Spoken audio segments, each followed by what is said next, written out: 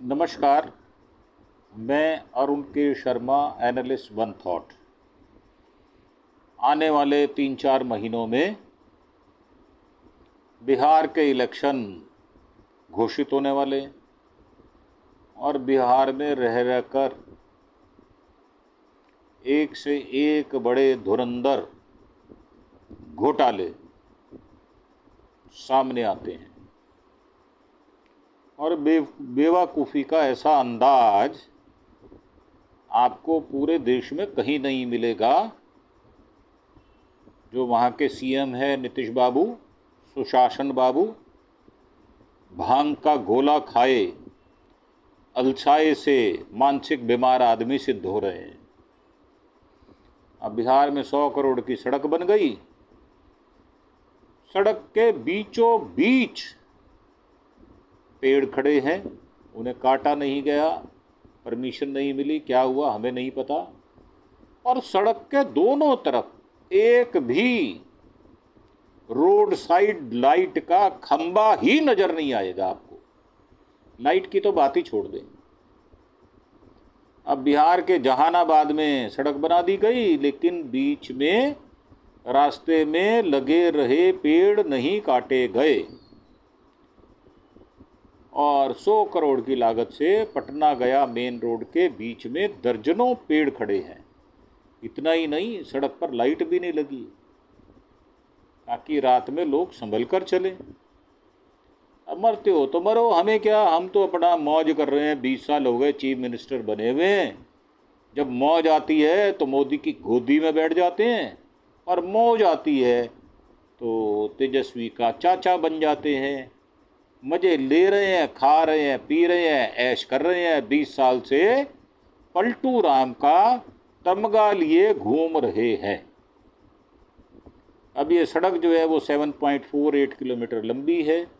इस सड़क के बीचों बीच में मौजूद ये पेड़ आने जाने में परेशानी का कारण होने के साथ साथ हादसों को भी दावत दे रहे हैं। इनविटेशन लेटर है ये, आओ एक्सीडेंट करो और मर जाओ, नर्क में जाओ या स्वर्ग में जाओ, हमें कोई लेना देना नहीं है।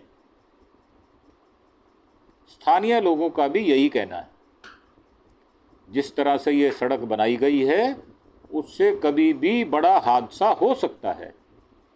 मामला पटना गया रोड स्थित एरकी पावर ग्रिड के पास का है, जहां 100 करोड़ की लागत से सड़क चौड़ीकरण किया गया, लेकिन सड़क का ये चौड़ीकरण हादसों को न्योता दे रहा है।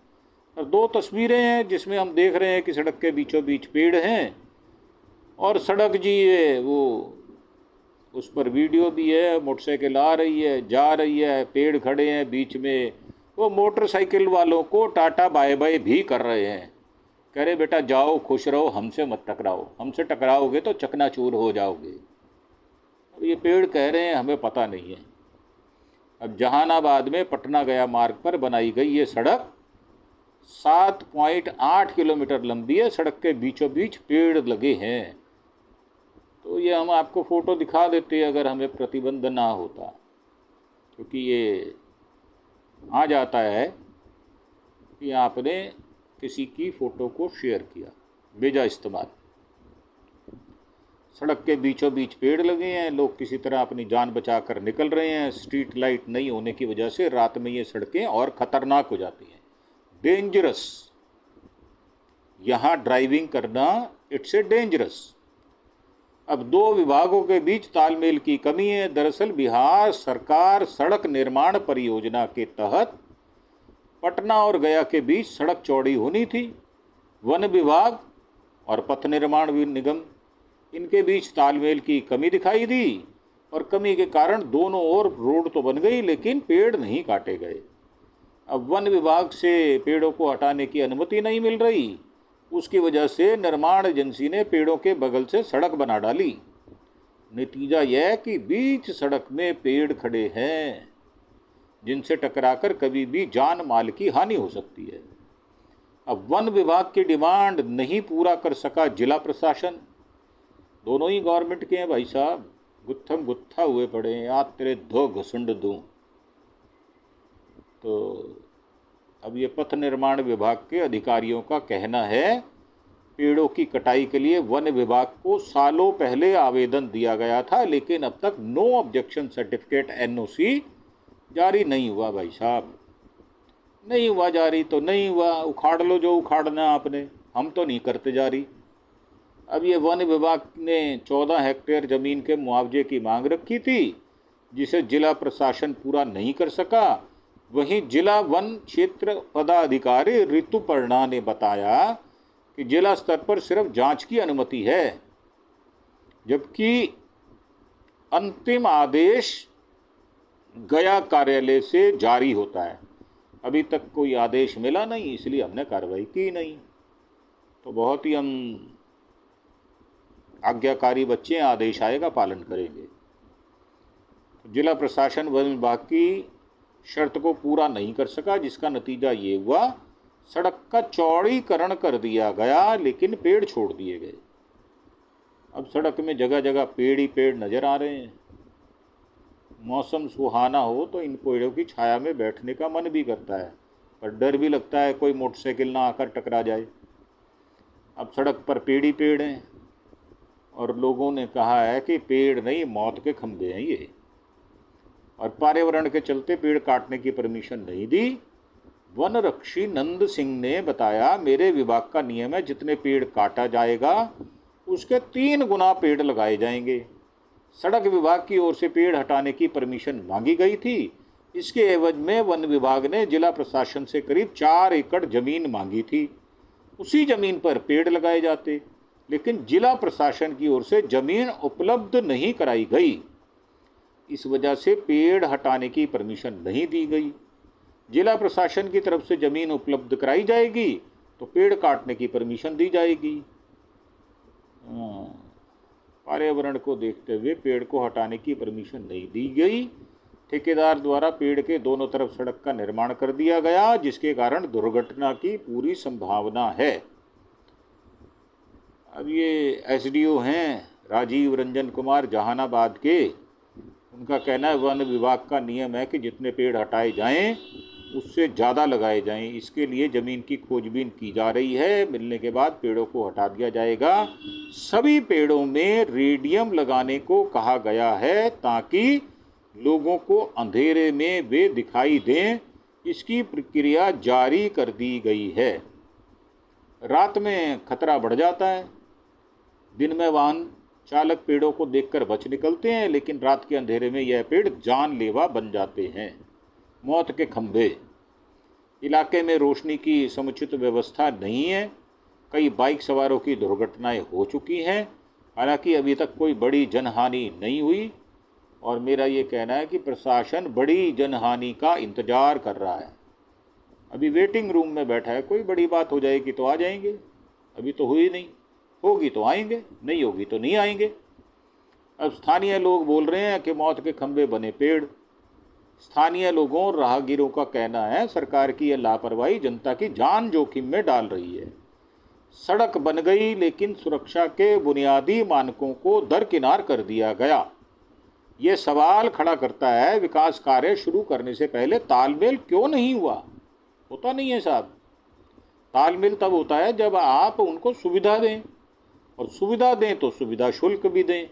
वो अंडर द टेबल दें या ओवर द टेबल दें, अब ये तो आपकी मर्जी है, पर ये चलन यही है, रिवाज यही है। तो नहीं दिया गया इसलिए काम नहीं हुआ, दे दोगे काम हो जाएगा। अब एक राहगीर ने बताया कि सड़क के बीच में पेड़ रहने से यहाँ कई हादसे हो चुके हैं।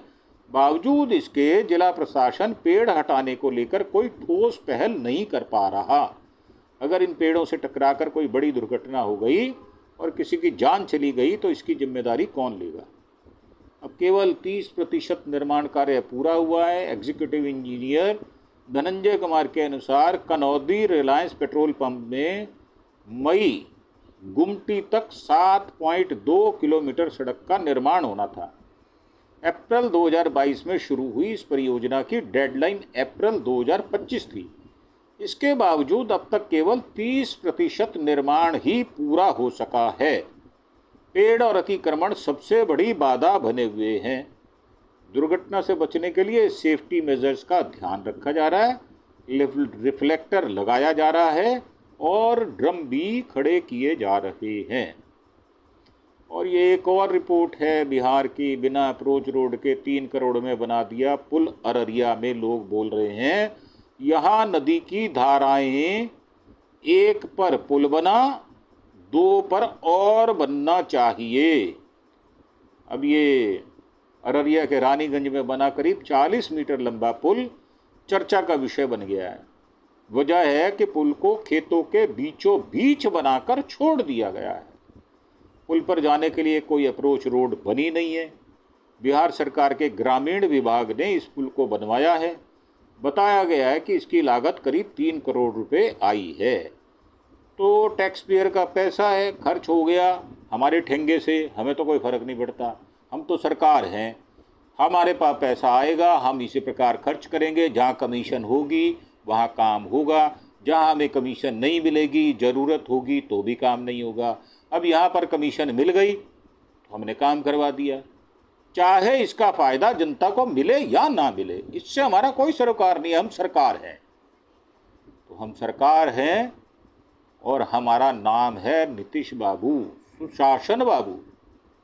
मदहोश रहते हैं, पता नहीं धतूरा खाते हैं या मानसिक परिस्थिति उनकी खराब हो चुकी है, बूढ़े हो गए हैं, बुजुर्ग हो गए हैं, सियाने हो गए हैं, याद रहता नहीं कौन सी कब बात की थी। विधानसभा के अंदर भी महिलाओं का अपमान करने से चूकते नहीं है।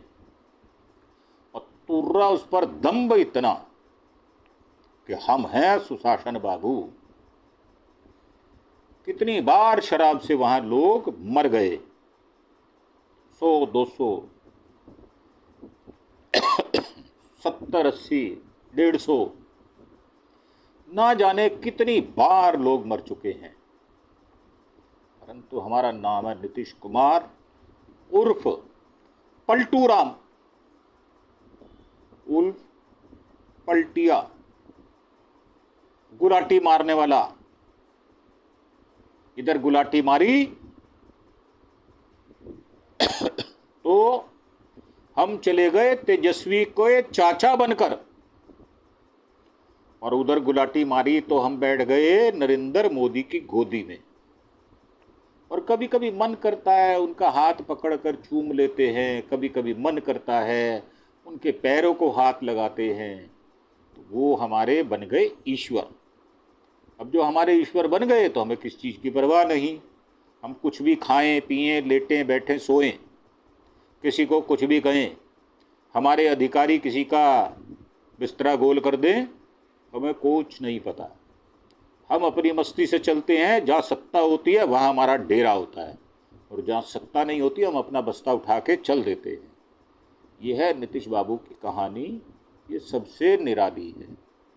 आप देखें 20 वर्ष से सत्ता में बने रहना कितना कठिन दुस्तर कार्य है, और नीतीश बाबू, सुशासन बाबू बखूबी सही से निभाते आ रहे हैं। बिहार में कुछ हो जाए, नौकरियां लगे ना लगें, बरसात का पानी हर बार वहाँ पर पटना में भर जाता है, बाढ़ आ जाती है, अच्छी अच्छी कॉलोनी इसके अंदर बाढ़ आ जाती है, हमें कुछ फर्क नहीं पड़ता। हम ऐसे ही चलेंगे। अब इलेक्शन आ रहे हैं, अगर हमें जिताना हो तो जिताओ, नहीं तो हम मोदी की झोली में बैठे, हमें हरा दो। और हरा सको तो देख लो, हमारी तो सेटिंग है चुनाव आयोग से, हम सेटिंग करके चलते हैं। हम कोई ऐसे मामूली बाबू नहीं हैं। हमारा नाम है नीतीश बाबू और हमें सुशासन बाबू। हमारी इलेक्शन कमीशन से पूरी सेटिंग है, वो हमको जितवा कर देगा। सारी सीटें जो हमें चाहिए वो हमें दिलवा कर रहेगा, क्योंकि वो जो है वो भी तोते की तरह काम करता है, और वो भी एक ऐसा कमीशन है जो सरकार से बाहर नहीं जा सकता। कोई टीएन सेशन तो है नहीं जो चुनाव आयोग ढंग से चलेगा। अब जैसी जिसकी मर्जी वैसे उसके काम। अब वहाँ के 3 कमिश्नर हैं, उनको जो फ़ायदा होगा, प्रधानमंत्री उनको फ़ायदा देते हैं, नरेंद्र मोदी उनको टॉफ़ी देते हैं, लॉलीपॉप देते हैं 100-100, 200-200, 500-500 करोड़ का, इसलिए जो नियम आएंगे, अभी बिहार में नियम क्या बनाए देखा आपने, कितना बुरा हाल हुआ, 8 करोड़ 70 लाख आदमी को सख्ते में डाल दिया। काम होंगे तो इसी प्रकार होंगे भाई साहब। आपकी मर्जी हो तो वोट देना, और आपकी मर्जी हो तो अब की बार बिहार में कम से कम एनडीए को तो वोट मत देना। अगर आप चाहते हैं बिहार का सुधार हो तो वहाँ पर आपको सरकार बदलनी होगी। किसको लेके आओगे ये आपके नैतिक बल पर मैं छोड़ देता हूँ। अब आप देखो आपको क्या करना है। हमने अपने मन की बात आपसे कह दी है, जैसे मोदी साहब कहते हैं। मोदी साहब भी मन की बात कहते हैं, हमने भी कह दी, तो उसमें क्या बुराई है। हालांकि हम नरेंद्र मोदी का मुकाबला तो नहीं कर रहे, पर अपने मन की बात जरूर रख रहे हैं कि अब की बार भाई इनको हराओ और इनको इनके घर तक छोड़ के आओ, और दूसरी कोई अच्छी कर्मठ कार्यकर्ताओं वाली सरकार बनाओ, ताकि आपका भला हो सके और आपको सुविधाओं से वंचित ना रहना पड़े। इन्हीं शब्दों के साथ आपसे आज्ञा लेते हैं, और अगर आपको हमारे विचार पसंद हों तो आप हमें नीचे कमेंट बॉक्स में अवश्य बताएं, और हमें जो हमारा चैनल है अरुण के शर्मा एनालिस्ट वन थॉट, उसे सब्सक्राइब अवश्य करें। आपकी जब सब्सक्रिप्शन नहीं आती तो दिल में धुक धुक शुरू हो जाती है, दिल घटने लगता है कि हमारी संख्या बढ़ने रही, हमारा परिवार बड़ा नहीं हो रहा, और हम इसे परिवार को बड़ा करना चाहते हैं, और आपके सहयोग से ही होगा। हम आप पर निर्भर करते हैं। आप अपने दोस्तों, सज्जनों, मित्रों के साथ, अपने रिश्तेदार, पड़ोसियों, समाज के लोगों के साथ हमें ज़्यादा से ज़्यादा संख्या में सब्सक्राइब करें, ताकि हम इसी प्रकार आपको सूचनाएं और विचार उपलब्ध कराते रहें। इसी के साथ आपसे विदा लेते हुए धन्यवाद। Thank you. जय हिंद, जय भारत।